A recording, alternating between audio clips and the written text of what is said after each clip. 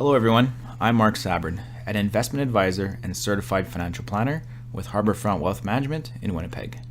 Many people believe that the rate of return they earn in their investment portfolio is the number one factor which will determine the success of their retirement plan. Although essential, today I want to review why it's even more important that you not lose money, especially as you're entering retirement. Today we'll be doing a side-by-side comparison of two retirees. We have Wanda and Jim, who both retired from Manitoba Hydro when they turned 65. At the beginning of every year, they both plan on withdrawing $75,000 from each of their $1 million retirement portfolios.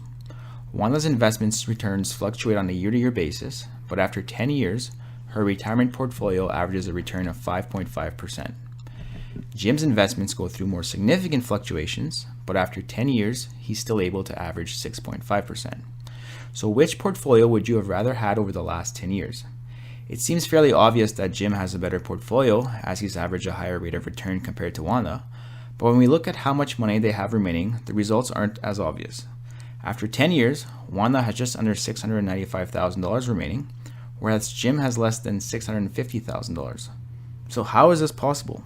Shouldn't Jim have more money remaining if his investments performed better? An important factor to consider is when those returns actually occurred. If you lost 10% in the first year you invested and then made 10% your second year, you'd think that you'd made your money back because your average return was 0%. However, this is not the case. If you had $100,000 and you lost 10%, your portfolio would fall to $90,000.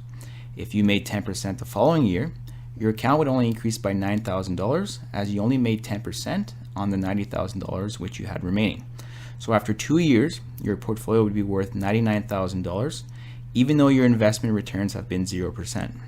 So whenever you experience a loss in your portfolio, you need a larger gain to allow you to break even.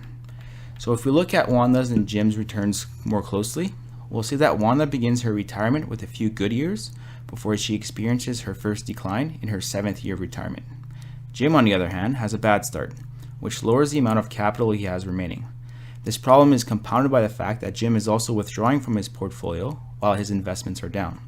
So even with Jim's higher returns starting in year 5, it's not enough to catch up to Wanda's more steady portfolio. So as we've seen, your rate of return isn't as important once you begin withdrawing funds from your retirement portfolio.